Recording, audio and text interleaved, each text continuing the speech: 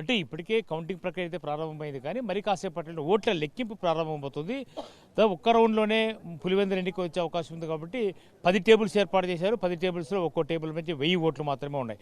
అయితే ఉత్కంఠకు తెరతీసినటువంటి పరిస్థితుల్లోనే ఒక ఉద్రిక్త పరిస్థితులు పులివెందుల జెడ్పీటీసీ ఎన్నికల్లో నెలకొంది. అయితే మరి కొన్ని గంటల్లోనే ఉత్కంఠకు తెరపడే అవకాశం అయితే ఉంది. ఫలితం ఎవరిది, ఏ పార్టీ విజయం సాధించబోతుంది అనేది మరి కొన్ని గంటల్లోనే తెలిసే అవకాశం అయితే ఉంటుంది. అయితే ఇప్పటి వరకు కూడా పోలీస్ బందోబస్తు విస్తృతంగా కొనసాగుతుంది. ఎందుకంటే చాలా చోట్ల అత్యంత సమస్యాత్మకమైనటువంటి ప్రాంతాల్లో ఎన్నిక జరిగేది కాబట్టి ప్రతిష్టాత్మకంగా మారింది.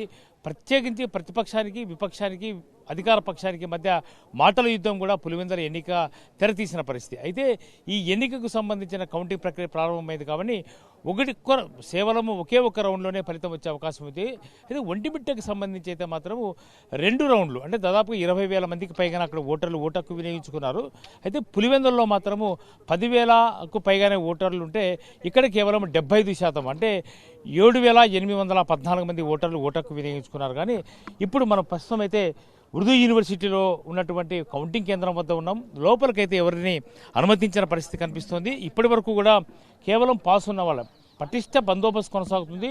దాదాపుగా 250 మంది పోలీసులకు పైగానే కౌంటింగ్ కేంద్రం వద్ద బందోబస్తు నిర్వహిస్తున్నారంటే అత్యంత సమస్యాత్మకంగా కౌంటింగ్ను కూడా పరిగణిస్తున్న నేపథ్యంలోనే ప్రస్తుతం పోలీసు బందోబస్తు కొనసాగుతుంది. పూర్తిగా కడప నుంచి యూనివర్సిటీకి రావడానికి అంచెలంచెలుగానే భద్రతను ఏర్పాటు చేశారు. ప్రతి ఒక్కరిని క్షుణ్ణంగా తనిఖీ చేసిన తర్వాతనే లోపలికి అనుమతిస్తున్న పరిస్థితి. అయితే ఈ ఎన్నిక రాష్ట్ర రాజకీయాల్లో ఒక ఆసక్తిని కలిగించే అంశంగా పరిగణించాల్సిన అవసరం ఉంది. అసెంబ్లీ ఎన్నికల్ని తలపించే స్థాయిలోనే ఈ ఎన్నికల ఫలితం ఉండబోతుందని పార్టీలు కూడా ఎదురు చూస్తున్నటువంటి పరిస్థితుల్లో ఇప్పటికే తెలుగుదేశం పార్టీకి సంబంధించిన అభ్యర్థి లతారెడ్డి లోపలున్నారు. అయితే వైసీపీ రీపోలింగ్ని అట్లాగే కౌంటింగ్ని రెండు కూడా బాయ్కాట్ చేసింది.